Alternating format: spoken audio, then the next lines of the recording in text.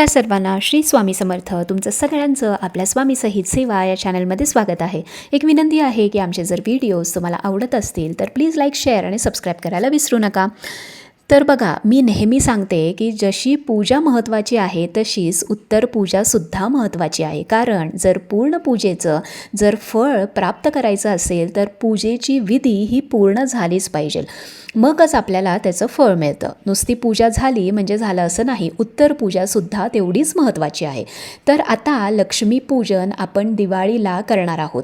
त्याची उत्तर पूजा कशी करायची आहे ते आज आपण बघूया. आता बघा, पहिली म्हणजे आपल्याला सगळी फुले जी आपण वाहिलेली आहेत, भले मग गजरा, हार, गुलाबाची फुलं, झेंडूची फुलं, काही जी असेल ती पहिली आपण काढून घ्यायची आहे आणि ती निर्माल्यात वाहून द्यायची आहे.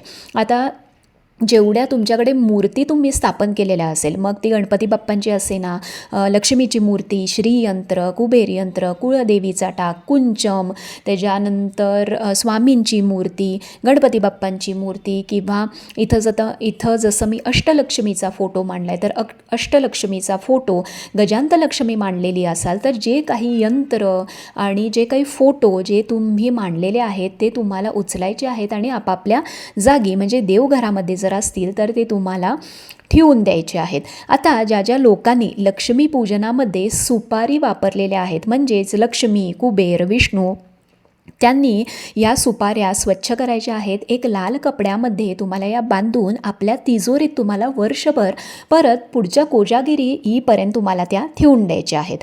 आता सप्तधान्य तुम्ही त्या डब्यामध्ये परत तुम्ही ठेवून देऊ शकता.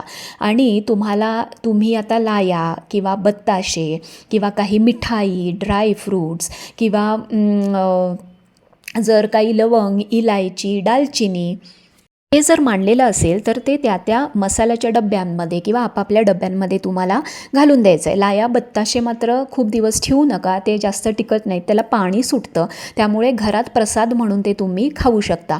आता जे सुगड ज्याच्यामध्ये तुम्ही सप्तधान्य ठेवलेलं आहे ते तुम्ही आयदर मंदिरामध्ये नेऊन दान करू शकता. जर काही फुटलं वगैरे असेल तर ते तुम्ही निर्माल्यात वाहून द्या, किंवा तुम्ही घरी समजा त्याचं काही यूज करणार असाल तर ते तुम्ही सुद्धा यूज करू शकता. छोटी छोटी झाडं लावू शकता किंवा पक्ष्यांना खाणं देण्यासाठी सुद्धा तुम्ही ते वापरू शकता. आता फराळ, नैवेद्य, ड्रायफ्रूट्स हे सगळं तुम्ही घरी वापरायचं आहे. आता बरीच लोक लक्ष्मीपूजनानंतर किंवा दिवाळीला आपल्या घरी येतात, त्यांना तुम्ही ते मिठाई तुम्ही म्हणजे वाटू शकता प्रसाद म्हणून. आता हिशोबाची वही जी आपण ठेवलेली आहे ते तुम्ही डेली बेसिसवरती तुमच्या हिशोबाला किंवा कामाला तुम्ही वापरू शकता. आता मेन येतं ते म्हणजे कलश, त्यामधील कॉईन, सुपारी आणि नारळाचं काय करायचं. बघा, तुम्ही कलशातलं जे पाणी आहे ते अत्यंत पॉवरफुल पाणी आहे, ते तुम्ही घरामध्ये शिंपडा आणि उरलेलं पाणी जे आहे ते तुम्ही तुळस सोडून कुठल्याही झाडाला तुम्ही ते घालू शकता. आता त्यातली जी सुपारी आणि जे कॉईन आहे, सुपारी ओली झालेली असते तर ती तुम्ही छान सुकवून ड्राय करून घ्या, ती 3-4 दिवस तशी उन्हात वाळवून घ्या आणि जर ती चांगली असेल तर परत तुम्ही कलश स्थापनामध्ये पुढे जेव्हाही कराल तेव्हा ती वापरू शकता. आणि कॉईन जे आहे ते तुम्हाला मात्र स्वच्छ पुसून ड्राय करून तिजोरीमध्ये तुम्हाला ते ठेवायचं आहे. आता बघा, विड्याची पानं तुम्ही निर्माल्यात वाहून द्या. आता प्रश्न येतो तो नारळाचा. आता इथं 2-3 पद्धती आहेत. कोणी नारळ फोडून घरी प्रसाद करून खातो, तुमच्याकडं जी पद्धत आहे ती करा, अजिबात पद्धत चेंज करायची नाही. आमच्याकडे नारळ वाहत्या पाण्यात सोडतात किंवा जर पाणी नसेल तर मंदिरामध्ये तो दान करतात.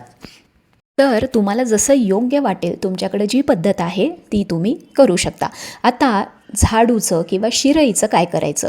तुम्ही ती शिरई तुम्ही लगेच वापरायला काढू शकता, 1 महिन्यानी वापरू शकता, थोडी तरी कुठं ना कुठं तरी तुम्हाला ती वापरायची आहे.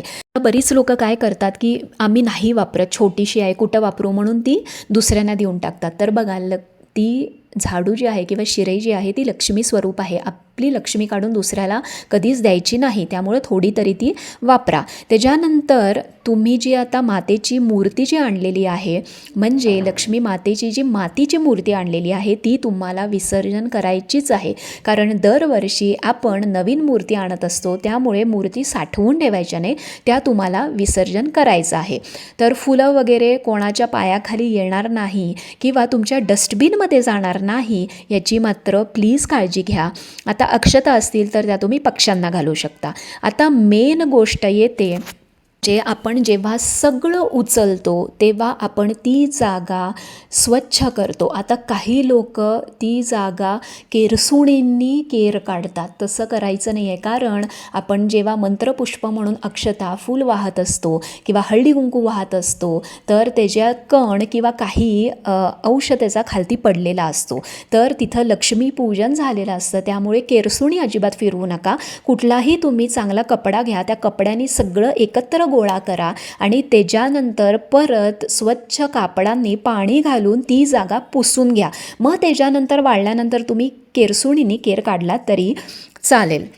तर हे मात्र करायला विसरू नका, हे खूप महत्त्वाचं आहे.